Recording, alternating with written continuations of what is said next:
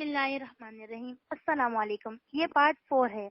آج ہم آپ کی خدمت میں کتاب پیش کر رہے ہیں جو کہ مصنف انوار صدیق، آواز وریشہ، پیشکش بک شیئر پاکستان۔ دیگر معلومات اور کتابوں کے لیے آپ رابطہ کر سکتے ہیں 0300291960 پہ محمد اظہر لطیف سے۔ تو آئیے پیش ہے پارٹ نمبر 4۔ دوسروں کی قبروں میں جھانکنے کی کوشش کرو گے تو ملازمت سے بھی ہاتھ دھو بیٹھو گے، اور عین ممکن ہے کہ مخالفوں کی بچے ہوئے کسی جال میں پھنس کر اپنی عزت اور شرافت کا بھرم بھی گنوا بیٹھو۔ کمال بنرجی نے بھی یہی مشورہ دیا کہ میں دوسروں کے معاملات میں ٹانگ پھنسانے کی سے گریز کروں۔ میں اپنے خیرات میں گم دفتر کی سمت قدم بڑھا رہا تھا کہ اچانک کسی نے میرا بایاں ہاتھ تھام لیا۔ میں نے چونک کر نظریں گھمائی تو ایک پاگل بھکاری میرا ہاتھ تھامے کھڑا مجھے گھور رہا تھا۔ مجھے اس کی حالت دیکھ کر گھن آنے لگی۔ اس کا سارا جسم گرد و غبار اور غلاظتوں میں لتھڑا ہوا تھا۔ سر اور دھاڑی کے بال بے حد لمبے اور خودور جھاڑیوں کی طرح تھے، بے ترتیب اور الجھے تھے، اور اس کے جسم پر ستر پوشی کی ایک گندی اور نجاست سے آلود لنگوٹی نے جول رہی تھی تو اس کے لیے ماند راز بردھانہ کی اصلاح میں استعمال کی جا سکتی تھی۔ اس کے علاوہ اس کے وجود سے جو ناقابل برداشت بدبو کے پھنکے پھوٹ رہے تھے وہ بھی میرے لیے ناقابل برداشت تھے۔ میں نے اپنا ہاتھ جھٹک کر اس کی گرفت سے آزاد کرانے کی کوشش کی لیکن کامیاب نہ ہو سکا۔ میں نے اپنے اطراف میں نظر ڈالی لیکن یہ دیکھ کر سخت حیرت ہوئی کہ دوسرا شخص اس دیوانے کی طرف متوجہ نہیں ہوا تھا۔ شاید انہیں اس پاگل بوڑھے سے زیادہ اپنے کام پر جانے کی جلدی لاحق تھی۔ سڑکوں پر اس قسم کے پاگل اور دیوانے فقیروں کا نظر آنا کوئی تعجب خیر بات نہیں تھی، لیکن ایک تو ڈھاکے میں وہ میری ملازمت کا پہلا دن تھا۔ اس کے علاوہ میرا فہم الدین کے خیال میں الجھا ہوا تھا۔ اس کے لیے خلاف توقع اس دیوانے نے میرا ہاتھ تھام کر روکا تو میں جھلا کر رہ گیا۔ مجھے یقین تھا کہ اس کا ہاتھ ہٹنے کے بعد میری اجلی قمیص پر بھی گندگی اور نجاست کے داغ دھبے ضرور نظر آئیں گے۔ میں نے دل ملا کر اسے حقارت بھری نظروں سے دیکھا، دوبارہ اپنا ہاتھ چھڑانے کی کوشش کی لیکن اس بار بھی کامیاب نہ ہو سکا۔ اس کی گرفت میرے لیے آئینی شکنجے سے زیادہ مضبوط تھی۔ اس کی سرخ نظریں میرے چہرے پر مرکوز تھی۔ اس کے دیکھنے کا انداز بھی کچھ عجیب سا تھا۔ میری جلاہٹ کی ہر لمحہ بڑھتی جا رہی تھی لیکن میں نے صبر سے کام لے کر اسے مخاطب کیا۔ بابا کیا چاہ رہے تجھے؟ اس ٹکا دے کھڑا ٹکا، اس نے بدصورت مجھے گھورتے ہوئے کہا۔ ہاتھ چھوڑو، میں نے خون کا گھونٹ پی کر درخواست کی۔ میں تمہیں ٹکا دیتا ہوں۔ نہیں، بوڑھے نے اپنی غلطے دانتوں کی نمائش کرتے ہوئے جواب دیا تو بدبو کا ایک بھبکا میرے دماغ پر پورا گندا کر گیا۔ پہلے سیدھے ہاتھ سے ٹکا نکال کر دے، پھر جدھر سے آیا ہے ادھر ہی الٹے قدموں واپس لوٹ جا۔ آگے بھونچال کھڑا ہے۔ بوڑھے کا ذہنی توازن یقیناً خراب تھا ورنہ وہ بھونچال کی بات کبھی نہ کرتا۔ کبھی کبھی صدمے انسان کو عقل و خرد سے قدر بیگانہ کر دیتے ہیں کہ وہ ہوش و حواس کھو بیٹھتے ہیں، بہکی باتیں شروع کر دیتے ہیں۔ جو کچھ وہ دیوانگی کی حالت میں کہتا وہ خود بھی اس کا کہتا۔ شب و روز کا فرق بھی اس لیے مٹ جاتا۔ شاید غموں کا انتہا اسے خود اپنے ہی بیگانے کر دیتے۔ موسموں کا تغیر بھی اس کی صحت پر اثر انداز نہیں ہوتا۔ جاڑا گرمی یا برسات، وہ ہر حال میں مست رہتا۔ فکر فردا، غم دنیا اور غم روزگار سے نجات پایا جاتا۔ پھر اس کے اپنے بھی اس سے نظریں کترا کر گرس کر جاتے۔ خون کو شناخت کرنے سے انکار کر دیتا۔ مجھ سے ٹکرانے والا وہ خطبی بوڑھا بھی غالباً زمانے کی گردشوں کا شکار ہو کر دیوانگی کے عالم میں بھٹکتا پھر رہا تھا۔ مقامی لوگ شاید یہ اس کی وبائی تباہی بکنے کی عادت ہو چکی تھی، جو کسی نے اس کی حالت پر ترس کھانے یا توجہ دینے کی زحمت گوارا نہیں کی۔ میرے پاس وقت ہوتا تو میں اسے کسی نہ کسی طرح کسی خیزاتی ہسپتال تک پہنچانے کی کوشش ضرور کرتا، لیکن اس وقت میں بھی موقع اور حالات کی نزاکت کے تحت اس سے بچتا چنانا چاہتا تھا۔ چنانچہ میں نے الٹا ہاتھ جیب میں ڈال کر ایک کی بجائے دو ٹکے نکال کر اس کی طرف بڑھا دیے۔ اس نے دونوں ٹکوں کو مضبوطی سے پکڑ لیا، اس کے سامنے لے جا کر اس طرح دیدے پھاڑ کر گھورنے لگا جس سے اخلاف توقع قارون کا خزانہ مل گیا ہو۔ پھر اس نے یکرت بوکلا کر دونوں ٹکوں کو ہوا میں اچھال دیا اور کہکہے لگا کر بولا، کنگلا خیرات بانٹ رہا ہے، ایک مانگا دو ملے، دونوں چومنتر ہو گئے۔ ہا ہا ہا۔ پاگل بوڑھا آسمان کی طرف نظریں اٹھائے فلک شگاف کہکہے لگا رہا تھا۔ میں نے وہاں رکنا مناسب نہیں سمجھا اور تیزی سے قدم بڑھاتا آگے نکل گیا۔ بوڑھے نے میرا پیچھا نہیں کیا، لیکن اس کے کہکہوں کی آواز دور تک میرا تعاقب کر رہی تھی۔ میرا دفتر ایک 5 منزلہ عمارت کی تیسری منزل پر واقع تھا۔ مجھے وہاں تک پہنچنے اور رحیم الدین کا کمرہ تلاش کرنے میں کوئی دشواری نہیں ہوئی، لیکن میں نے فوری طور پر اندر نہیں جا سکا۔ رحیم الدین کی پی اے نے مجھے بتایا کہ اس وقت مقامی افسروں کی میٹنگ ہو رہی ہے، اس لیے مجھے کچھ دیر انتظار کرنا پڑے گا۔ میں خاموشی سے ایک کرسی پر بیٹھ گیا۔ کچھ دیر کمرے میں خاموشی رہی، پھر پی اے نے مجھے مخاطب کرتے ہوئے کہا، سر میٹنگ اکثر طویل پکڑ جاتے ہیں، اگر آپ صاحب کو سے کوئی ضروری کام ہو تو کل کسی وقت تشریف لے آئیں، میں کوئی ملاقاتی نہیں ہوں۔ میں نے مسکرا کر کہا، پٹنہ سے ٹرانسفر ہو کر یہاں آیا ہوں، آج مجھے جوائنگ رپورٹ دینی ہے۔ او پی اے نے مجھے غور سے دیکھتے ہوئے دبی زبان میں کہا، تو آپ او پی اے نے تو آپ مسٹر آزر، آواز کی اس ایسا تجسس تھا کہ وہ میرے بارے میں کچھ جانتا ہو۔ میں نے محسوس کیا کہ وہ میرا نام سنتے ہی اپنی کرسی سے مسکرا کر رہ گئے تھا۔ ممکن یہ ہے کہ وہ حرکت محض اتفاقیہ ہو، لیکن اس کی آنکھوں میں ابھرنے والے تاثرات یقیناً اس بات کی نشاندہی کر رہے تھے کہ اسے میری آمد کا انتظار تھا۔ نہ ہوتا تو میرا نام سن کر اس کے اندر اتنا کوئی انتظاری کیفیت کبھی نہ پیدا ہوتی۔ یہ بات بھی کریم قیاس تھی کہ وہ میرے تبادلے کے احکامات کی طرف نظر گزر کر چکے تھے۔ مجھے دیکھ کر اس نے محض عادتاً ایک سوال کر لیا ہو، لیکن ان تمام پہیلیوں کے باوجود میں نے اس کے سوال کو بطور خاص محسوس کیا۔ چنانچہ میں نے سرسری انداز میں دریافت کیا، کیا آپ میرے بارے میں پہلے سے واقفیت رکھتے ہیں؟ صرف اس حد تک کہ آپ پٹنہ سے ٹرانسفر ہو کر آئے ہیں، اور ہاں، آپ کا ریکارڈ بہت اچھا ہے۔ اس نے ایک بار پھر مجھ سے غور سے دیکھا، پھر قبل اس کے میں نے بات کو مزید آگے بڑھاتا اس نے خود کلامی کے انداز میں کہا، میرا خیال ہے کہ مجھے باس کو آپ کی آمد کی اطلاع دینی چاہیے۔ ممکن ہے کہ وہ آپ کو بھی میٹنگ میں شریک کرنا پسند کر دیں، اسی بہانے دوسرے ساتھیوں سے بھی آپ کا تعارف ہو جائے گا۔ پھر آپ نے میرے جواب کا انتظار کیے بغیر انٹر کام کا ریسیو اٹھا کر بزر دبا دیا۔ سر، دوسری جانب سے کال اٹینڈ کیے جانے کے بعد میں نے بہت سنجیدگی سے کہا، پٹنہ سے جو آفیسر آنے والے تھے، انسپیکٹر آنے والے تھے، وہ اس وقت میرے آفس میں موجود ہیں۔ جی ہاں مسز آزر۔ Right sir. اس نے ریسیور رکھ کر میری طرف دیکھا۔ میرا خیال غلط نہیں تھا، سر نے آپ کو اندر بلایا ہے۔ میں اٹھنے لگا تو پی اے نے دبی زبان میں کہا، مسٹر اعظم، مجھے آپ سے مل کر خوشی ہوئی۔ آپ کا اسم گرامی؟ میں نے خودن پیشانی سے سوال دیا۔ مجھے سروش کہتے ہیں۔ اس نے مجھ سے بڑی گرم جوشی سے ہاتھ ملایا۔ آپ فی الحال میٹنگ اٹینڈ کر لیں، اس کے بعد ملاقاتیں ہوتی رہیں گی۔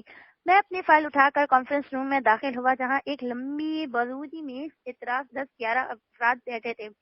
ایک دوسرے کے جسم پروردی میں موجود تھی، جس سے مجھے اندازہ ہو گیا کہ وہ انسپیکٹر ہیں۔ سامنے رحیم الدین اپنی ریوالونگ چیئر پر بیٹھا، میز کے اس کے سامنے اس کا نام عہدے کی پلیٹ بھی موجود تھی۔ اس نے سرسری طور پر اس کا جائزہ لیا۔ وہ پستہ قدر اور دھورے بدن کا مالک تھا۔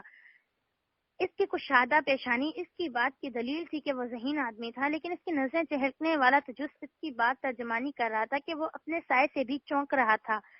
اس کے لباس سے سادگی کا انداز ہوتا تھا، لیکن اس کرسی پر اس کے بیٹھنے کا انداز چگلی کھا رہا تھا کہ وہ ماتحوں پر اس برتری قائم رکھنے کا عادی ہے۔ میں نے آگے بڑھ کر اپنی جوائننگ رپورٹ فائل سے نکال کر اس کے سامنے رکھ دی۔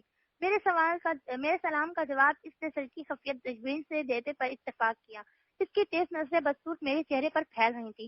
کانفرنس روم میں بیٹھے ہوئے دوسرے افراد بھی مجھے دلچسپ نظروں سے دیکھتے رہے۔ مجھے یہ اندازہ لگانے میں دیر نہیں ہوئی کہ میرے ساتھیوں انسپیکٹروں کو بھی میری آمد کا علم پہلے سے تھا۔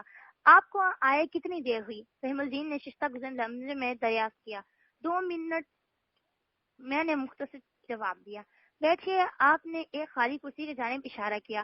میرے بیٹھنے کے بعد سب نے کچھ خشک انداز میں دوسرے انسپیکٹروں سے میرا تعارف کرایا، پھر گفتگو کا سلسلہ وہیں سے شروع کر دیا جہاں سے ٹوٹ چکا تھا۔ میں محتاط انداز میں اپنے نشست پر بیٹھا ہم تن گوش تھا۔ موضوع بحث ناجائز تجارت اور بغیر موصول ادا کیے اشیاء کی نقل و حرکت اور ادبکاری سے متعلق دوسرے جرائم تھے۔ رحم الدین ٹھہرے ہوئے لہجے میں تقریر کر رہا تھا، لیکن میں نے اس کے انداز گفتگو سے یہ بات محسوس کر رہا تھا کہ وہ اپنی تمام ظاہری عاجزی اور انکساری سے بہت برخلاف سخت غیر طبیعت کا مالک نظر آتا ہے، اور ماتحوں اور اس کے بار بار احساس دلانا ان کی فطرت کا خاصہ تھا کہ اس کے قلم کی ایک معمولی جبش بھی اس کے پورے کیریئر پر سیاہی پھیر سکتی تھی۔ تقریر کے درمیان اس نے کئی بار اس بات پر بھی زور دیا کہ ٹیکس کی وصولیات کے سلسلے میں عوام کو اعتماد میں ضرور لیا جائے، اس کے ساتھ بہتر سلوک کیا جائے، جو ناہندہ افراد ہیں ان کے ساتھ کوئی رعایت یا نرمی نہ کی جائے۔ تقریر کے آخر میں اس نے پہلو بدل کر بڑے سخت انداز میں کہا، اگر آپ میں کسی آفیسر کے ذہن میں یہ خیال ہے کہ دفتر میں بیٹھ کر صرف فائل الٹا پلٹا ہو اور مجھے بیرونی حالات کا علم نہ ہو تو اس بہل خیال اور غلط فہمی کو ذہن سے نکال دیں۔ میں ایک ایک آفیسر کی کارکردگی اور اس کی صلاحیتوں سے باخبر رہتا ہوں، کون کس قدر ایمانداری اور دیانتداری سے کام کر رہا ہے اور کون حکومت نقصان پہنچا کر اپنی جیبیں بھر رہا ہے، مجھے ایک ایک لمحے کی خبر ملتی رہتی ہے۔ میری خاموش اور آپ کی کمزور نہ سمجھیں، میں اگر آپ کے ساتھ دوستانہ عمل کرتا ہوں تو مجھے سختی کرنے کا اختیار بھی حاصل ہے۔ اور ایک بات اور ذہن نشین کر لیں، رحیم الدین نے اس بار خاص طور پر مجھے کنکہینوں سے دیکھتے ہوئے بڑے خشک اور کھردرے انداز میں کہا، کسی کا سابقہ ریکارڈ میرے کوئی اہمیت نہیں رکھتا، آپ کو میرے ساتھ کام کرنے کا اپنی اہلیت کو مناسب کرنا ہوگا۔ میں جانتا ہوں کہ کچھ افراد کے تعلقات اوپر تک بھی ہیں، ان تعلقات کی وجہ سے کیا ہے مجھے اس کا بھی بخوبی علم ہے، اس لیے میں آپ کو فوراً افرادی یا باور کرانا چاہوں گا کہ صرف اپنے کام سے کام رکھیں، حکومت نے جو حد مقرر کیا ہے اسے حاصل کریں اور کوشش کریں کہ اس ہدف سے زیادہ وصولیاب کر کے خود کو انعام کا مستحق ثابت کریں۔ رحم الدین کے نرم گرم اور دھواں دھار تقریر تقریباً 1 گھنٹے جاری رہی، پھر اس نے میٹنگ برخاست کر دی۔ میں نے خاص طور پر محسوس کیا کہ اس میٹنگ میں صرف انسپیکٹروں کو طلب کر گیا تھا، دوسرے افسروں کو یکسر نظر انداز کر دیا گیا تھا، لیکن یہ ایسی خاص بات بھی نہیں تھی جس پر میں بلا وجہ اپنی انرجی ضائع کرتا۔ میٹنگ ختم ہونے کے بعد انسپیکٹر جانے لگے تو میں بھی اٹھ کھڑا ہوا۔ رحیم الدین نے مجھے ایک دوسرے انسپیکٹر کو روک لیا۔ جب دوسرے تمام انسپیکٹر کانفرنس روم سے چلے گئے تو رحیم الدین نے مجھے ایسی نظروں سے دیکھا جیسے میں دنیا کا 8واں عجوبہ ہوں۔ میں اپنی جگہ سٹپٹا کر رہ گیا۔ آپ کا تبادلہ پٹنہ سے کیوں ہوا؟ میں نے چپتے ہوئے لہجے میں سوال کیا۔ کیوں؟ خاص وجہ؟ میں کچھ ذاتی وجہ کی بنا پر وہاں رہنا نہیں چاہتا تھا، میں نے محتاطن انداز میں جواب دیا۔ گویا آپ نے از خود اپنا تبادلہ کرایا؟ جی ہاں، میں نے مختصراً جواب دیا۔ میں آپ کا سابقہ ریکارڈ دیکھ چکا ہوں، میں نے پہلو بدل کر کہا۔ مجھے خوشی ہوئی۔ شکریہ سر، میں چاہتا ہوں کہ آپ ڈھاکہ رہ کر بھی اپنی سابقہ ایمانداری اور کارکردگی کو برقرار رکھیں۔ میری یہی کوشش ہوگی کہ میں کسی کو شکایت کا موقع نہ دوں۔ آپ ایک نوجوان اور ذہین آفیسر ہیں، بہتر کارکردگی کا ثبوت پیش کر کے آپ ترقی بھی کر سکتے ہیں۔ اس نے مسکرا کر میری حوصلہ افزائی کی، پھر سٹپٹا لہجے میں پوچھا، کیا ڈھاکہ میں آپ کبھی پہلے بھی رہ چکے ہیں؟ جی نہیں۔ میں تو آپ کو خاصی دشواری پیش آئے گی، میرا مطلب ہے کہ کسی نئی جگہ پر خود کو ایڈجسٹ کرنے میں کچھ وقت ضرور لگتا ہے۔ رحیم الدین نے کچھ سوچتے ہوئے کہا، پھر قریب بیٹھے ہوئے دوسرے انسپیکٹر کی جانب اشارہ کر کے بولا، ان سے ملیے، انسپیکٹر تجلیل بخاری۔ میں نے ان کو خاص طور پر آپ ہی کی وجہ سے روکا ہے۔ رحیم الدین نے اپنی بات جاری رکھتے ہوئے کہا، یہ میرے قابل اعتماد اور تجربہ کار انسپیکٹر ہیں، ڈھاکہ کا چپا چپا ان کا دیکھا ہوا ہے، یہ آپ کی بھی ہر طرح سے رہنمائی کر سکتے ہیں۔ میں نے جواب دینے کی بجائے اصابت میں سر کو جنبش دے کر شکریہ کا اظہار کیا۔ میں فی الحال آپ کو مسٹر بخاری کے ساتھ مل کر کام کرنے کا مشورہ دوں گا، رحیم الدین نے فیصلہ کن انداز میں کہا، پھر اٹھتے ہوئے بولا، آپ کی پوسٹنگ کے بارے میں سوچ سمجھ کر فیصلہ کروں گا۔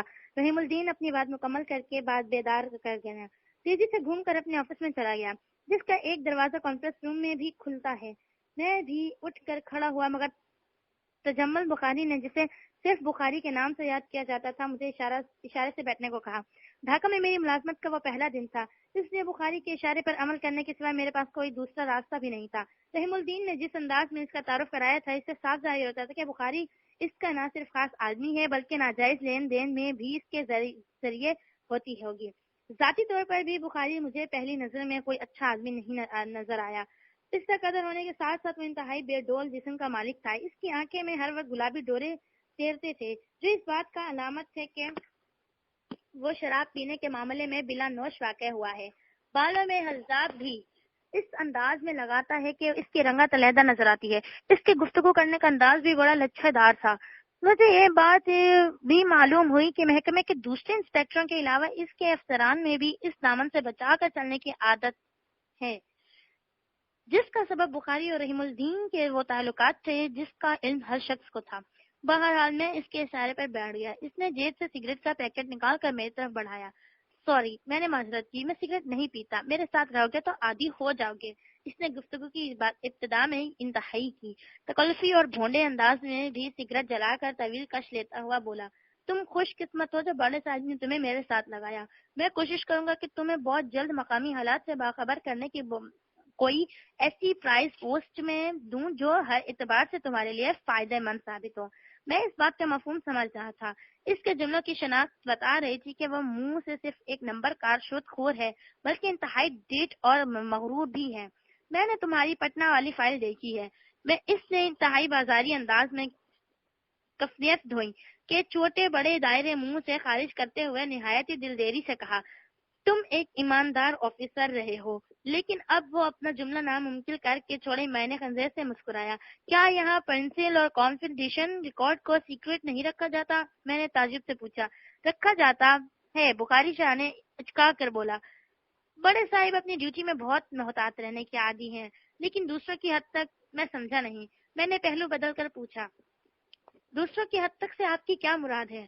میرا مطلب ہے نہایت واضح ہے، اس نے بڑی لاپرواہی سے اپنے جملے کا مفہوم سمجھاتے ہوئے کہا، میرے اور بڑے صاحب کے درمیان کوئی بات راز نہیں رہتی، شاید اس لیے یہ تالی ایک ہاتھ سے نہیں بچ سکتی، دوسرے ہاتھ بھی شامل کرنا ضروری ہوتا ہے، کیا سمجھے؟ میں نے اپنا آخری جملہ بنائے آنکھ چھپا کر ادا کیا تو اپنے نشت کا سنکار کر رہا تھا۔ تم یہاں نہیں آئے ہو اس لیے میں نے ایک بات کھل کر بتا دوں۔ اس بار اس نے قدرے بدلے ہوئے انداز میں کہا، انسان کو جیسا دیس ویسا بھیس اصولوں پر عمل کرنا پڑتا ہے، جو ایسا نہیں کرتے وہ بڑے گھاٹے میں رہتے ہیں۔ میں آپ کی باتوں کا مقصد کچھ سمجھ رہا ہوں، میں نے سنجیدگی سے جواب دیا۔ کچھ نہیں مسٹر اظہر، بخاری نے میری سنجیدگی کو محسوس کر کے صاف گوئی سے کہا، تمہیں بہت کچھ سمجھنا پڑے گا، نہ سمجھو گے تو شاید ڈھاکے میں زیادہ عرصہ نہ رکو گے۔ کیا مطلب؟ میں نے غربہ کشش روز اول کی فارمولے سے اس کے خاطر تبودر بولے بخاری کی طرف ایک طویل کش لے کر سا دھواں میری طرف اڑتے ہوئے جواب دیا، مطلب یہ میری جان کے ایمانداری کا ڈھونگ اس طرح رچاؤ کہ کسی طرف تمہاری انگلی اٹھنے کا موقع نہ ملے، لیکن کام وہ کرو جس سے تمہاری مالی حالت بھی مستحکم رہے اور افسران بھی خوش رہیں، اور اگر کوئی ایسا نہ کر سکے تو میں نے خون کا گھونٹ پی کر سوال کیا، میری زبان میں اس بدنصیب کہا جائے گا؟ اس نے کھل کر کہا، زندگی ترقی کے لیے موقع بار بار نہیں ملتے، اس کے علاوہ بہی گنگنائی میں ہاتھ دھو کر میرے نزدیک محض حماقت ہے۔ آپ شاید بس حمام میں سب سے مان زندہ ہو، وہاں ایک دو افراد کے لباس میں ہونا بڑا مایوس سمجھا جاتا ہے۔ بخاری نے میری بات کاٹ کر تیزی سے اٹھتے ہوئے کہا، تم دونوں ایک روز تک میری باتوں پر غور کر لو، اس کے بعد کوئی فیصلہ کرنا مجھے یا بڑے صاحب کو ایسی کوئی جلدی بھی نہیں ہے۔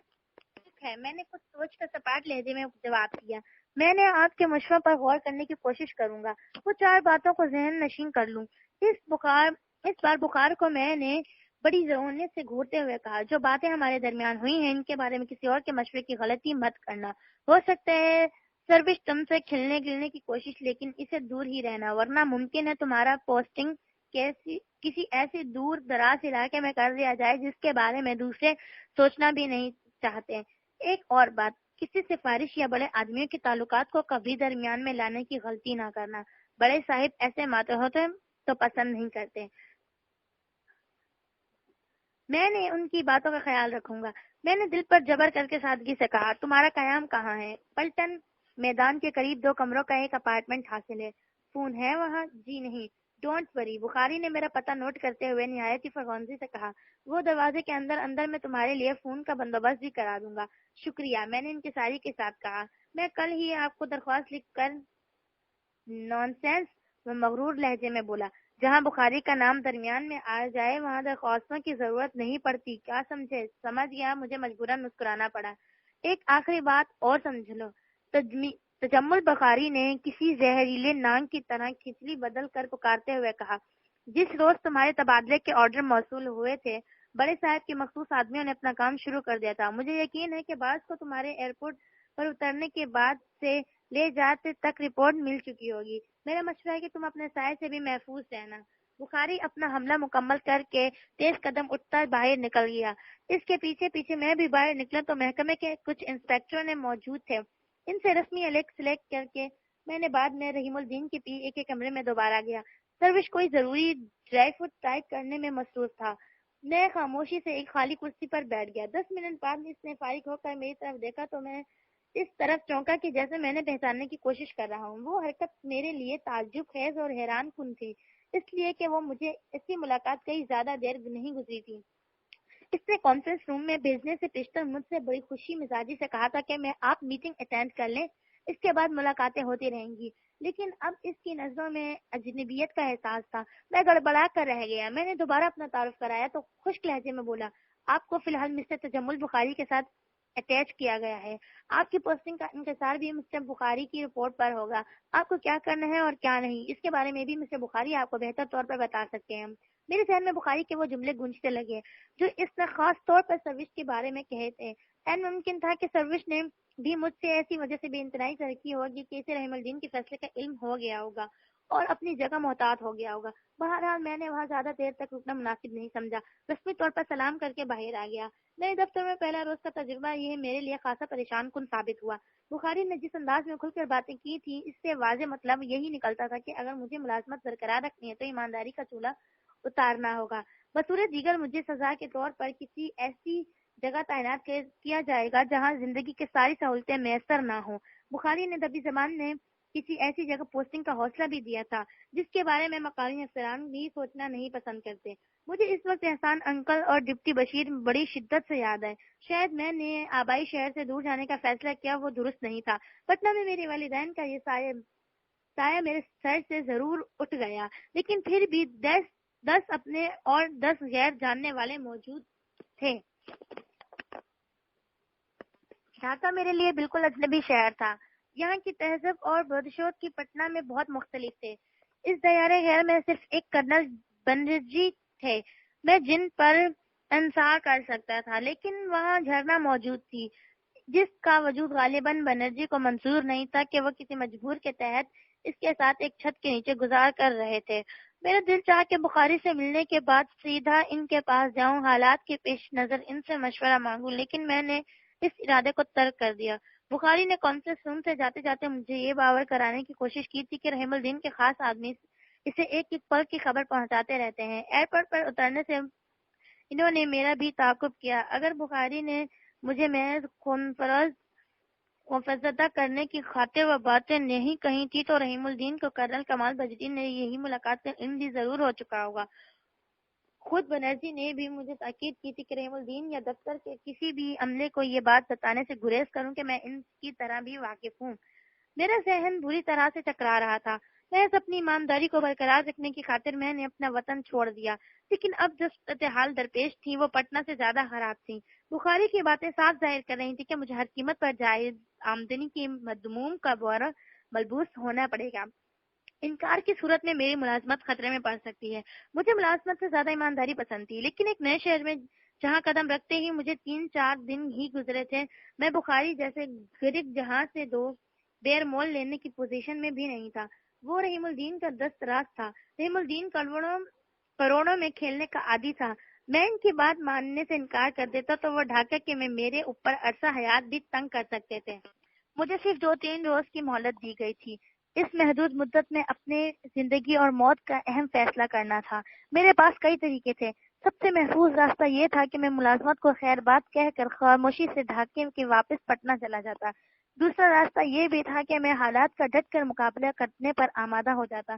بخاری کو صاف لفظوں میں بتا دیا گیا کہ میں دیانتداری سے باریک میں ہونے کو تیار نہیں ہوں. ایک آخری طریقہ یہ بھی ممکن تھا کہ میں فون پر کرنل کمال بنجری کو تمام صورتحال سے باخبر کر دیتا, پھر جو مشورہ دیتے اسی پر آنکھ بند کر کے عمل کرتا. میں دفتر سے گھر پہنچا تو جلیل نے مسکراتی نظروں سے میرا خیر مقدم کیا.